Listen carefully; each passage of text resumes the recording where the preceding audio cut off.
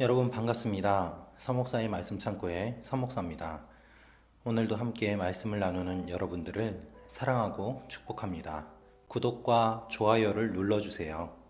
여러분과 더 많은 나눔을 하기 원합니다. 오늘은 에베소서 6장 18절에서 24절 말씀입니다. 오늘 말씀은 에베소서의 마지막 인사와 바울의 권면 그리고 바울이 전하고 싶은 내용이 기록되어 있습니다. 오늘 말씀을 통해서 12월 31일 2019년의 마지막 날과 함께 하나님께서 우리에게 주시는 권면의 말씀을 함께 묵상하기를 원합니다.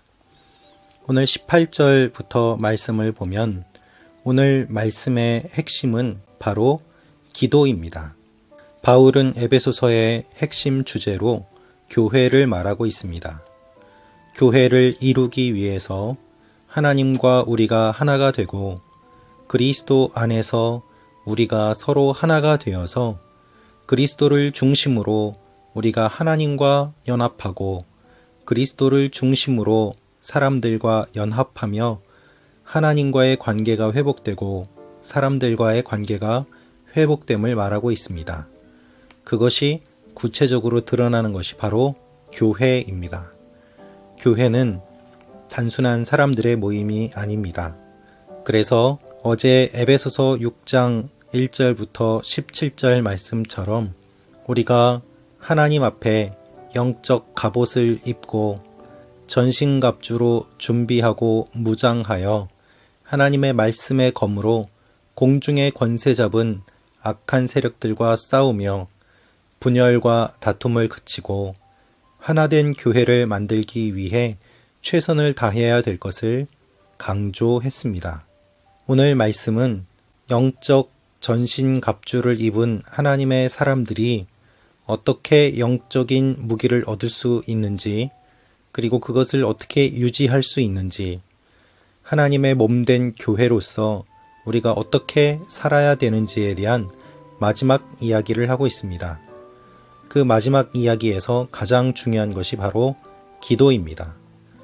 기도할 때 전신갑주를 입을 수 있고 기도할 때 하나 될 수 있고 기도할 때 우리가 영적인 능력을 경험할 수 있음을 바울이 말하고 있습니다.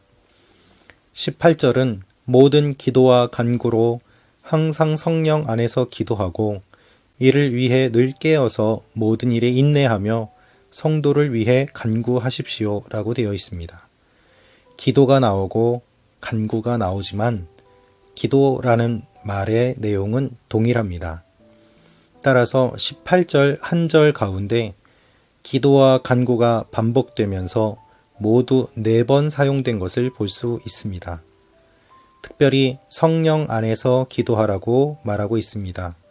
성령께서 기도의 영이시고 성령께서 하나님의 마음을 우리에게 주시고 성령께서 우리를 하나 되게 하시기 때문입니다. 이렇게 기도하는데 누구를 위하여 기도합니까?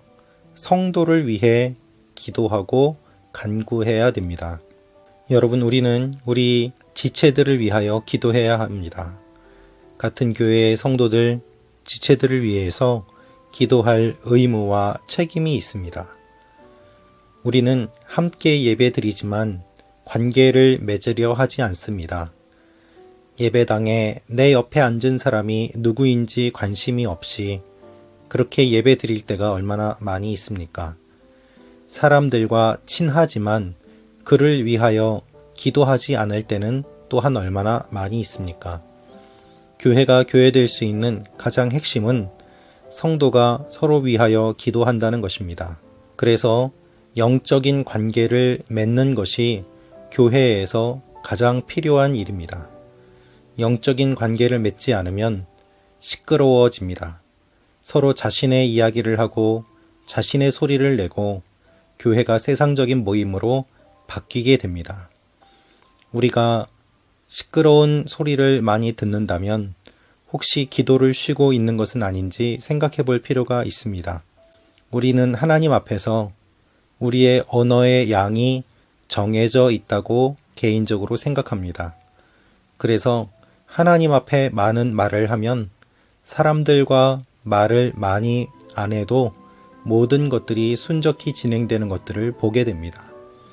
반대로 하나님과의 대화가 적어지면 사람들을 찾아 헤매게 되고 말실수를 하는 모습들도 자주 경험합니다. 하나님 앞에서 기도가 필요한 이유가 바로 이것입니다. 그래서 우리는 서로 위하여 기도해야 합니다. 19절에 또 나를 위해 기도하기를 내게 말씀을 주셔서 입을 열어 복음의 비밀을 담대하게 알릴 수 있도록 해달라고 기도해 주십시오 라고 바울이 기도 부탁을 합니다. 바울의 기도 부탁은 명확합니다. 복음의 비밀을 담대하게 알릴 수 있게 해 주십시오. 여러분, 목회자를 위해서 기도해 주십시오. 목회자는 성도의 기도가 필요합니다. 목회자가 성도들을 위해서 기도하지만 사실 정말 기도가 필요한 사람들은 목회자입니다. 성도들이 목회자를 위해서 기도할 때 목회자가 바르게 설 수 있고 담대하게 복음의 비밀을 전할 수 있게 됩니다. 여러분, 기도하지 않고 어떻게 설교할 수 있겠습니까? 기도하지 않고 어떻게 복음을 전할 수 있겠습니까? 바울은 이 영적인 비밀을 너무나도 잘 알고 있습니다. 20절은 내가 이것을 위해 사슬에 매인 사신이 됐습니다 라고 말합니다. 그러므로 복음 안에서 마땅히 해야 할 말을 담대하게 말할 수 있도록 기도해 주십시오. 담대하게 말할 수 있게 해달라고 2번이나 강조하고 있습니다. 거꾸로 이야기하면 지금 감옥에 갇힌 바울은 두렵고 떨리는 상황 가운데 있음을 알 수 있습니다.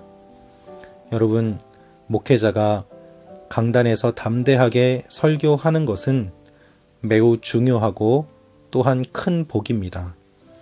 어느 누구의 눈치를 보거나 성도들의 눈치를 보거나 또는 이 사회의 눈치를 보면서 타협하며 말씀을 전한다면 어떻게 진리의 말씀을 전할 수 있겠습니까?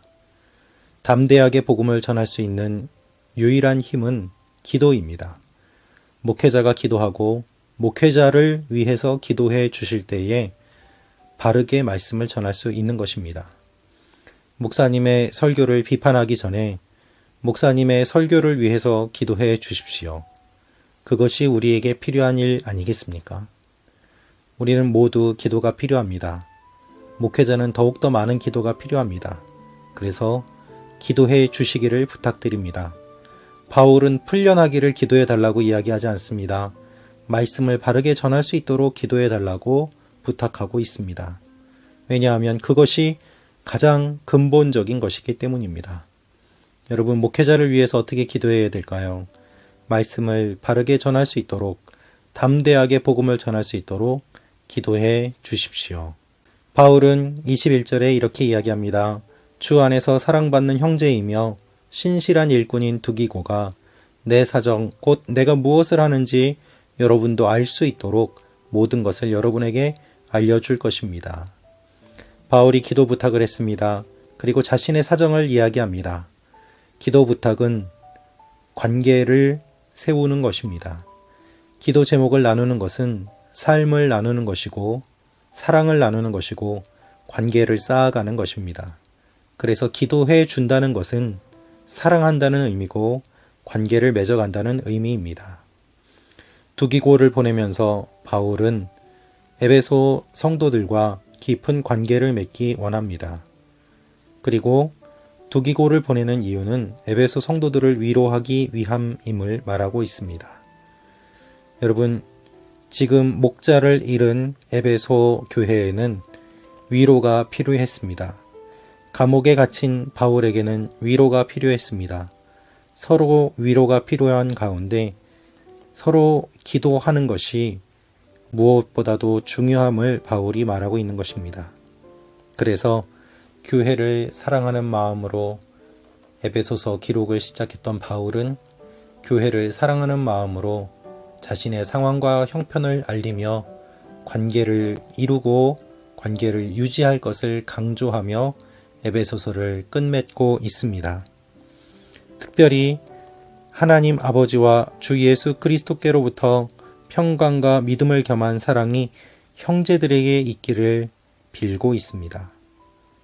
바울은 기도 부탁을 요청함과 동시에 그가 기도하는 본을 보이고 있습니다.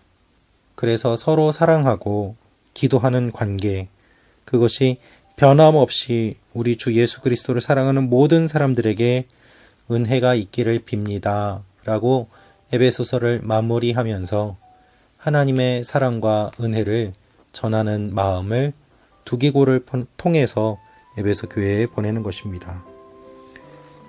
여러분, 저를 위해서도 기도해 주십시오.